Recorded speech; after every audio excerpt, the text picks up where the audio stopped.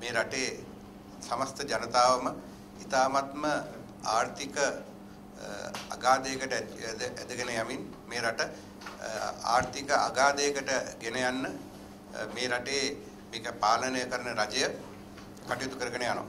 අදුර්දර්ශී ආර්ථික ක්‍රියාමාර්ග ගන්නා ක්‍රියාමාර්ග නිසා මේ රටේ ජනතාවට ජීවත් වීමේ අපහසුතාවය දැන් හොඳින්ම දැනෙනවා.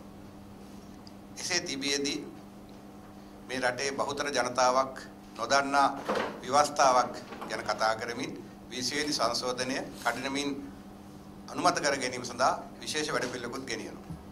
මම දැක්ක පසුගිය දිනවල ඉංග්‍රීසි කතා කරන සමාජයේ හමුවේ කර සමීක්ෂණයක ප්‍රතිඵල ඒ සමීක්ෂණයේ ප්‍රතිඵල අනුව ඉහළ සමාජයේ අපේ රටේ 91.9ක් 19 වෙනි ව්‍යවස්ථා සංශෝධනය කියන්නේ කුමක්ද කියලා දන්නේ නැති බව එම සමීක්ෂණයේ ප්‍රතිඵල වලින් කියලා තිබුණා. 2%ක් සුළු වශයෙන් දන්නවා කියලා තිබුණා. 6%ක් තමයි මේ ගැන යම්තුනේ දැනුවත් භාවයේ තියෙන බව කියලා හිතුනේ. ඉතින් එහෙම ඉහළ සමාජයේ 91.9ක් 19 වෙනි සංශෝධනය ගැන දන්නේ නැත්නම් සාමාන්‍ය ජනතාව කොහොමද මේ ගැන සම්පූර්ණයෙන් දන්නේ? රජය පුනපුනා කියනවා පසුගිය මැතිවරණයේදී රටේ ජනතාවගේ වරමක් ඉල්ලුවා කියලා 19 වෙනි සංශෝධනය ව්‍යවස්ථා සංශෝධනය ඉවත් කළ 20 වෙනි සංශෝධනයක් ගේන්න නව ආණ්ඩුක්‍රම ව්‍යවස්ථාවක් ගේන්න. ඉතින් මේ தත්ත්වය තුල රටේ ජනතාවට මැතිවරණයට ප්‍රථම ඔවුන් ප්‍රකාශ කළාද මේ 20 වෙනි සංශෝධනය ගැන. මේ 20 වෙනි සංශෝධනය අඩංගු දේවල් ගැන රටේ ජනතාවට කිව්වද? මැතිවරණයට ප්‍රථම කිව්වද අපි 20 වෙනි සංශෝධනයෙන් ද්විත්ව පුරවැසියෙකුට මේ රටේ පාර්ලිමේන්තුවට එනීමේ හැකියාව, අගමැති වීමේ හැකියාව, ජනාධිපති වීමේ හැකියාව ලබා දෙනවා කියලා. ද්විත්ව පුරවැසියෙක් ඒ පුරවැසිභාවයට දියුණු දෙද්දී ඒ රටේ ව්‍යවස්ථාවට අනුකූලව දියුණු දෙද්දී ඒ රටට විරුද්ධව යම්කිසි යුද්ධයක් ඇති වෙනවා නම් ආයුධ අතර ගන්නවා කියලා දියුණු දෙනවා. ඒ රටේ ජනතාවට කිව්වද ද්විත්ව පුරවැසිභාවය මේ ව්‍යවස්ථාවෙන් ඇති කරනවා කියලා. ඒ වගේම මැතිවරණ ප්‍රථම රටේ ජනතාවට කිව්වද 30 දෙනෙකුට සීමා 19 වෙනි සංශෝධනයේ 30 දෙනෙකුට සීමා වූ කැබිනට් මණ්ඩලය 30 දෙනෙකුට වඩා වැඩි කරනවා. ඒ වගේම නියෝජ්‍ය රාජ්‍ය ඇමතිකම් 40කට වඩා වැඩි කරනවා කියලා රටේ ජනතාවට කිව්වද මැතිවරණයට ප්‍රථම. ඒ වගේම විගණන පනත ඒ වගේම ප්‍රසම්පාදන පනත අහෝසි කරනවා කියලා ජනතාවට කිව්වද? විගණකාධිපතිවරයා පසුගිය ව්‍යවස්ථාවේ 19 වෙනි සංශෝධනය තුළ ස්වාධීන පුද්ගලයෙක් බවට පත් කරලා මේ රටේ යම්කිසි යහ පාලනයක් ඇති කිරීම සඳහා මූල්‍ය පාලනය ක්‍රමවත් කිරීම සඳහා රටේ ජනතාවගේ බදු මුදල් හොරකම් කිරීම, දූෂණය වංචා කිරීම, අවම කිරීම සඳහා යම්කිසි ක්‍රමවත් වැඩපිළිවෙළ සකස් කරලා තිබුණා. රටේ ජනතාවට කිව්වද ඒ අහෝසි කරනවා කියලා. විගණන පනත විගණන කොමිසම අහෝසි කිරීම තුලින් රාජ්‍ය සහ රජයේ ආයතන පුද්ගලික ආයතන සමව සිටින එම ආයතන 156ක විගණනය ඉදිරින් ඇවිත් වෙනවා. ජනාධිපති ලේකම් කාර්යාලය, අගමැති ලේකම් කාර්යාලය විගණනය ඉවත් වෙනවා. මේක රටේ ජනතාවට ඉස්සෙල්ලා කිව්වේ නැහැ. ඉතින් මෙවැනි තත්ත්වයක් තුළ ප්‍රසම්පාදනය දැන් පාරවල් කිලෝමීටර් ලක්ෂයක් කාපට් කරනවා කියනවා. ටෙන්ඩර් කහ ප්‍රසම්පාදනය ඉවත් කරලා තියෙනවා.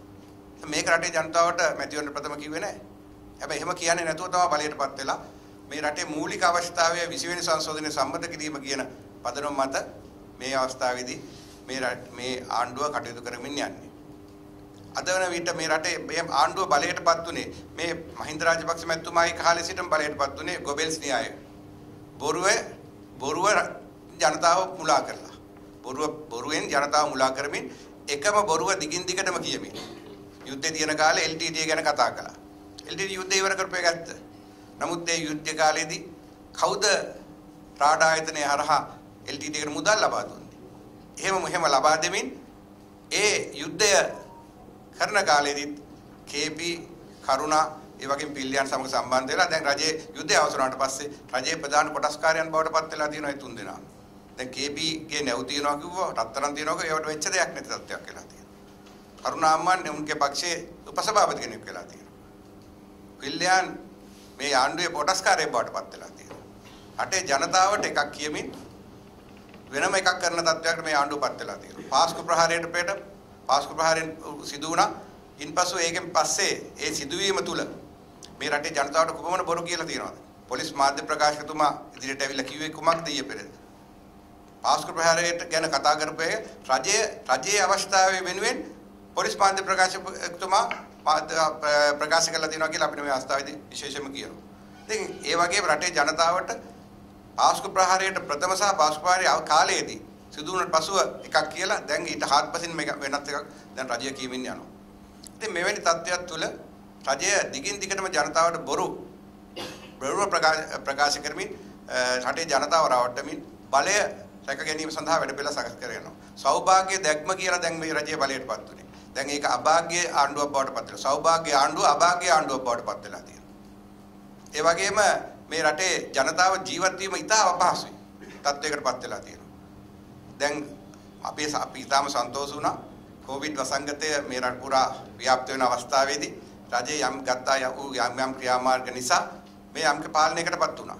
නමුත් අපේ විපක්ෂ නායකතුමා මුලින්ම කිව්වා මේක ආරම්භ වීමටත් ප්‍රථම අපි දූපතක් නිසා ගුවන් තොටුපළ වසා දැමීම තුලින් මේ අපිට අවම කරගන්න පුළුවන් කියලා. ඒකට යම්කිසි කාලයක් ගත වීම නිසා මේ අපේ රටේ ව්‍යාප්ත වුණා.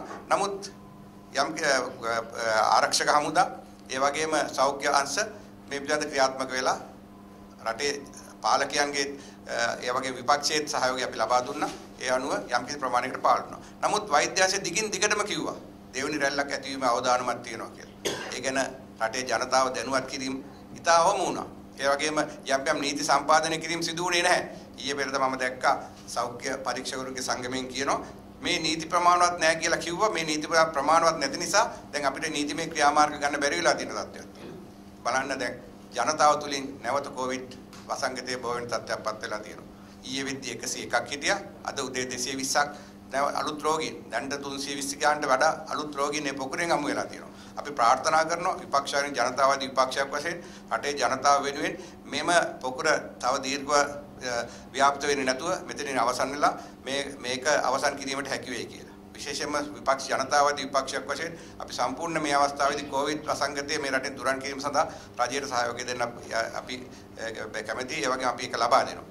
නමුත් රජය අපහසුතාවයට වෙලා තියෙනවා. ඒ වගේම රජය අපොසත් වෙලා තියෙනවා මේ කොවිඩ් වසංගතය පාලනය කිරීමට.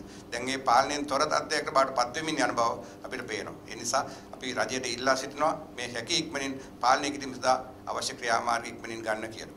ඒ වගේම අපේ රටේ මේ ආණ්ඩුව මම මුලින් කිව්වා වගේ මේ රට ආර්ථික අගාධයකට ගෙන යන්නම තියෙනවා. අකාර්යක්ෂම මූල්‍ය පාලනය නිසා. අකාර්යක්ෂම මූල්‍ය පාලනය නිසා රට ආර්ථික අගාධයකට.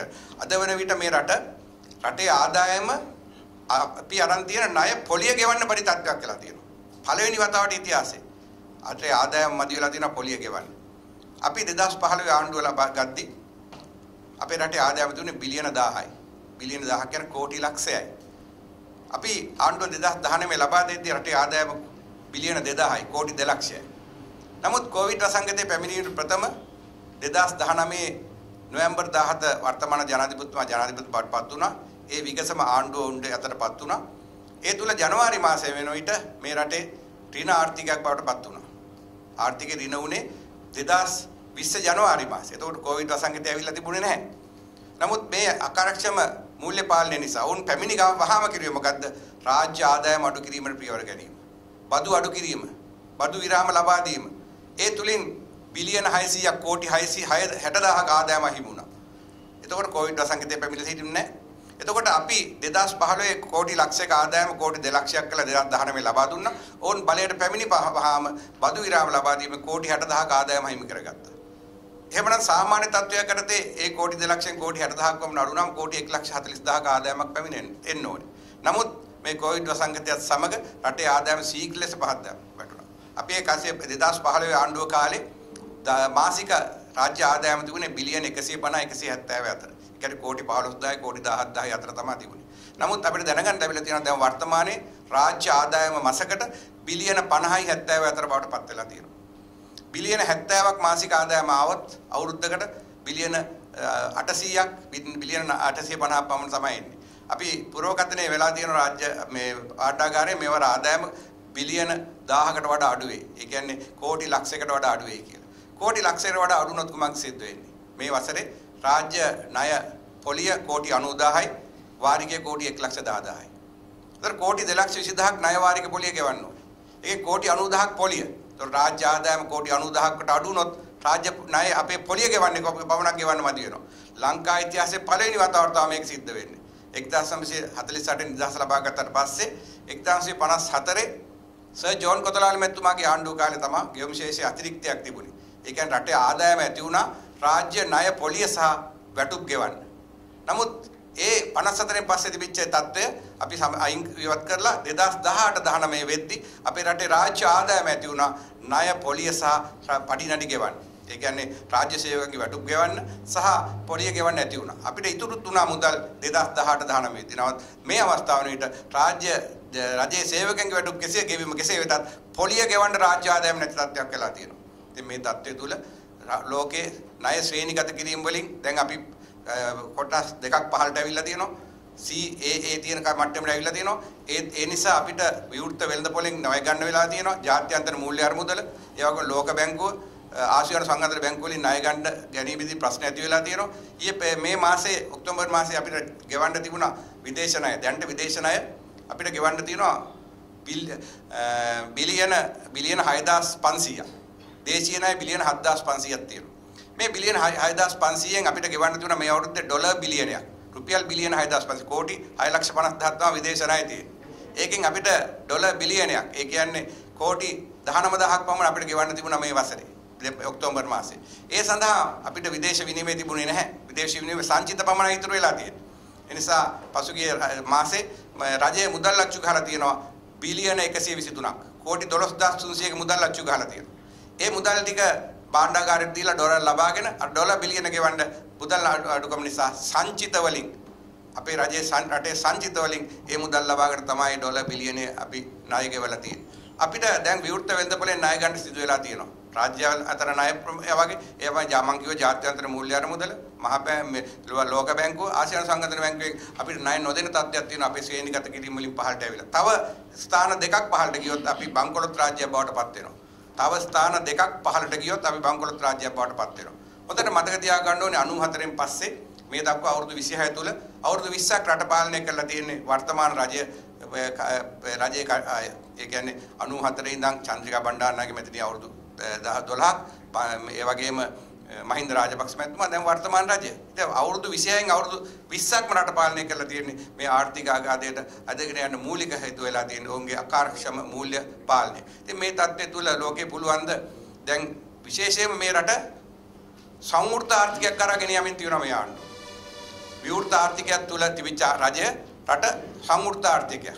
මේ 1977 ඉස්සෙල්ලා මේ රට තිබුණේ කොහොමද? 70 77 කාලේ රටේ ජනතාව 3න් 2ක බලයක් දුන්න 70 බණ්ඩාරනායක මැතිණියට. හැබැයි සංවෘත ආර්ථිකයක් තුලින් 77 ජේ.ආර්. ජයවර්ධන මැතිතුමා 6න් 5ක බලයක් දීලා තමයි බලයට ගත්තේ. ඒ 6න් 5 බලයේ තිබිච්ච ආණ්ඩුව අවුරුදු 17ක් රට පාලනය කළා. මේ රටේ විවෘත ආර්ථිකය තුල ලෝකයේ දැන් 70 77 තත්ත්වය නෙමෙයි තියෙන්නේ සම්පූර්ණ වෙනස් තත්ත්වයක්. මේ ලෝකේ ඔක්කොම එක ගම්මානයක් බවට පත් වෙලා තියෙනවා කියන ආර්ථික කියන්නේ අපනයන ආනයන අතර තමා තියෙන්නේ අපනයන ආනයන සම තමයි ලෝකේ බැඳිලා තියෙන්නේ. විශේෂයෙන්ම රටක ආනයනයක් තියෙන්න ඕනේ අපනයනෙ තියෙන්න ඕනේ. ඉතින් මේ තත්ත්වය සම්වෘත ආර්ථිකයක් තුලින් බවට පත් කිරීම තුලින් රටේ ජනතාව විශේෂයෙන්ම මේ දවස්වල තියෙන ප්‍රශ්නේ තමයි රටේ රැකියාව හිමිවීම. අපේ රටේ 85 ලක්ෂයක් ශ්‍රම බලකාය තියෙනවා. මේ 85 ලක්ෂෙන් 14 ලක්ෂය රාජ්‍ය සේවකයින් 71 ලක්ෂයක් පුද්ගලික අංශයේ රැකියාව කරනවා. මේ පුද්ගලික අංශයේ රැකියාව ශීඝ්‍රයෙන් අඩු වෙමින් තියෙනවා. මේ සංවෘත ආර්ථිකය තුළට යෑම තුලින් ඒ වගේම ආනයනයේ සීමා කිරීම තුලින් දැන්ට ලක්ෂ 5කට බම් රැකියාව හිමි වෙලා තියෙනවා. විශේෂයෙන්ම මෝටර් බයිසිකල් ආනයනය නතර කිරීම තුලින් ඒ වගේම ත්‍රී වීල් ආනයනය නතර කිරීම තුලින් වෙනත් අත්‍යවශ්‍ය ආහාර ද්‍රව්‍ය අනිත් අත්‍යවශ්‍ය භාණ්ඩ ආනයනය නතර කිරීම තුලින් රටේ ජනතාවගේ රැකියාව අහිමි වීම ශීඝ්‍රයෙන් සිදු වෙලා තියෙනවා. මෙවැනි ආර්ථික අර්බුදයක් තියෙද්දි රැකියාවත් අහිමි වුණාම රටේ ජනතාව ජීවත් වෙන්නේ කෙසේද කියන එක තමයි විශාල ප්‍රශ්නේ තියෙන්නේ. ඒ නිසා අපි රටේ ආණ්ඩුවෙන් ඉල්ලනවා මේ 20 වෙනි සංශෝධනයේ සම්මත කිරීමට ගන්නා උත්සාහයට වඩා වැඩි උත්සාහයක් රටේ ජනතාව ජීවත් කිරීම සඳහා ගත යුතුයි. එසේ නොකළොත් මේ රටේ ජනතාව කබලෙන් ලිපට වැටීම තමයි සිද්ධ වෙන්නේ. මේ ආර්ථිකය මේ විදිහට ගියොත් මේ රට කවදාකවත් ගොඩ ගන්න හම්බෙන්නේ නැහැ. අද වෙද්දී අපි රජයේ බාර දෙද්දී අපේ රටේ ආදායම තියෙන කෝටි ලක්ෂ 2යි. වියදම තිබුණ කෝටි 4,50,000. දැන් කෝටි ලක්ෂ 2 ආදායම කෝටි ලක්ෂයට වඩා අඩු වෙලා තියෙද්දි ඒ වියදම හැමම තියෙනවා. රාජ්‍ය ආදායමේ ණය වාරික පොලිය ගෙවන්න කෝටි 2 ලක්ෂයක් ඕනේ. පඩි ගෙවන්න වැටුප් ගෙවන්න කෝටි 70,000ක් ඕනේ. විශ්‍රාම වැටුප් ගෙවන්න කෝටි 30,000ක් ඕනේ. එතන කෝටි ලක්ෂයයි. ණය වාරික පොලිය කෝටි 2 ලක්ෂ කෝටි 3 ලක්ෂයයි. ඒ වගේම සහනාධාර පෝර සමෘද්ධි ඒ වගේ සහනාධාර වලට කෝටි 60000ක් යනවා. ඒතර කෝටි 3 ලක්ෂ 60000 සියල්ල එකතු වුණාම ඒතර රාජ්‍ය ආයෝජන වලට කෝටි 80000ක් යනවා. මේ සියල්ල එකතු වුණාම රාජ්‍ය වියදම කෝටි 4,50,000 පවුන වෙද්දී රාජ්‍ය ආදායම කෝටි ලක්ෂයකටත් වඩා අඩු වෙද්දී මේ රට ඉදිරියට යන්නේ කෙසේද? ඉතින් රජයේ මේ තත්ත්වය තුළ ආනයන අපනයනයත් පාලනය කිරීම තුළින් රැකියා හිමිවීම තුළිනුත් විශාල ප්‍රශ්නයක් කියලා තියෙනවා. රටේ ජනතාව දැන් බහුතර ජනතාවක් සාමාන්‍ය මධ්‍යම පාන්තිය සහ ඉහළ මධ්‍යම පාන්තිය ඇරෙන්න පහළ ජනතාව වේල් දෙකකට සීමා වෙලා තියෙනවා. සමහර අය උදේ වේල අත්හැරලා තියෙනවා සමහර ජනතාව විශාල පෞල් ප්‍රමාණයක්. මොකද ජීවත් වීමේ අපහසුතාවය නිසා. අත්‍යවශ්‍ය ආහාර ද්‍රව්‍ය ශීඝ්‍රයෙන් මිල වැඩිලා පොල් ගෙඩියක් ගන්න ගියාම දැන් තියෙන තත්ත්වය දැක්කා. රටේ ඒක හැමදාම අපි කියන්න ඕනේ නැහැ. පොල් ගෙඩිය මැනලා ගන්න අවශ්‍ය තත්ත්වයක් තියෙනවා. ලංකා ඉතිහාසයේ පළවෙනි වතාවට කහ කුඩු ප්‍රවාහණය කිරීම දඬුවම් ලැබිය හැකි වරදක් බවට පත් වෙලා තියෙනවා. කහ කුඩු ප්‍රවාහණය කරද්දී මාංචු දාලා අල්ලගෙන උසාවියට ඉදිරිපත් කරන තත්ත්වයක් ඉතින් ලංකාවේ කොහෙද තිබුණේ කහ කුඩු ප්‍රවාහණය කරද්දී මාංචු දාලා අල්ලගෙන ගිහිල්ලා උසාවියට ඉදිරිපත් කරන්න. ඉතින් එවැනි තත්ත්වයකට මේ රටපත් උනේ මේ රජේ අසාර්ථක ආර්ථික ප්‍රතිපත්තිය නිසා. ඒ නිසා අපි රටේ ජනතාවට කියන බොරුවෙන් රටේ ජනතාවට බොරු කියලා පත් වෙච්ච රජ බොරුවෙන්ම රටේ ජනතාව පාලනය කරගෙන යන්න යනවා. මේකට රටේ ජනතාව අහු වෙන්න එපා. මේ ආණ්ඩුවට අපි කියනවා මේ විදිහට කරන්න ගියොත් රටේ ජනතාව අර 70 77 මැතිනි ආණ්ඩුව 3-2 ආණ්ඩුව පරාජය කළා 6-5ක බලයක් දුන්නා වගේ විපක්ෂයටත් ඒ බලය දෙන්න වැඩි කල් බලාගෙන ඉන්නේ නැහැ. රටේ ජනතාව ඉවසීමේ සීමාවක් තියෙනවා. මේ තත්ත්වයේ කොවිඩ් පාලනය කිරීම එක්තරා අතකින් සිදු වුණත් අපි දැක්කා ලෝකයේ දෙවෙනි ස්ථානටපත් වුණා කියලා අපිත් රටක් වශයෙන් සන්තෝෂ වුණා. නමුත් දැන් ආයේ අලුත් තත්ත්වය මොකද්ද? මේ තත්ත්වය තුල මේ පාලනය කිරීම සඳහා රජය විශේෂයෙන්ම වෛද්‍ය උපදෙස් මම ජනතාවාදී විපක්ෂයේ විදියට ජනතාවාදී විපක්ෂයේ සමාජිකයෙක් විදියට රටේ ජනතාවගේ ලැසෙන සෞඛ්‍ය උපදෙස් පිළිපදින විශේෂයෙන්ම රටේ ආණ්ඩුවක් විසින් හා වෛද්‍යවරු දෙන සෞඛ්‍ය උපදෙස් පිළිපදලා ඒ නිරෝගී ජනතාවක් ඇති කිරීම සඳහා අවශ්‍ය වටාපිටාව සකස් කරගෙන තමන් විසින්ම ඒ සඳහා ස්වයං විවේචනයක් කරගෙන තමන් ඒ සෞඛ්‍ය උපදෙස් පිළිපදිනවාද කියලා බලලා ඒ පිළිපදින්න ජනතාවාදී විපක්ෂයක් විදියට අපි රජයට කොවිඩ් මර්ධනය සඳහා සම්පූර්ණ සහයෝගය ලබා දෙනවා. නමුත් මේ රාජ්‍ය අදුරචාසී ආර්ථික ක්‍රමවේදයට අපි විරුද්ධයි. ඒ වගේම 20 වෙනි සංශෝධනය ගෙනල්ලා මේ රටේ ජනතාව අපහසුතාවයටපත් කරලා එක් පුද්ගලයෙකුට මේ රටේ සම්පූර්ණ බලය පාලනය කිරීමට ලබා දීමට සම්පූර්ණයෙන් අපි විරුද්ධයි. මොකද රටක විවස්ථාදායකයේ විධායකයේ සහ අධිකරණයේ තුලනාත්මකව එකට යන්න ඕනේ. දැන් පාර්ලිමේන්තුවේ 19 වෙනි සංශෝධනයත් එක්ක ජනාධිපති වෙන පාර්ලිමේන්තුවට වගකින තත්ත්වයක් ඇති කළා. පාර්ලිමේන්තුව තුල 83ක් ජනාධිපතිවරයාට වෙන් කරලා තිබුණා. ජනාධිපතිවරයා මාස 3කට වරක් පාර්ලිමේන්තුවට ඇවිල්ලා රටේ ජනතාවගේ ප්‍රශ්න ගැන කතා කරන්න අවස්ථාව ලබා තිබුණා. දැන් මේ 20 වෙනි සංශෝධනයෙන් පස්සේ පුටු අවශ්‍ය වෙන්නේ නැහැ. මොකද පාර්ලිමේන්තුවට අවශ්‍ය වෙන්නේ නැහැ ජනාධිපතිතුමාට එන්න. පාර්ලිමේන්තුවට අවශ්‍ය නැති නිසා ඒතරේ පුටු අවශ්‍ය වෙන්නේ නැහැ.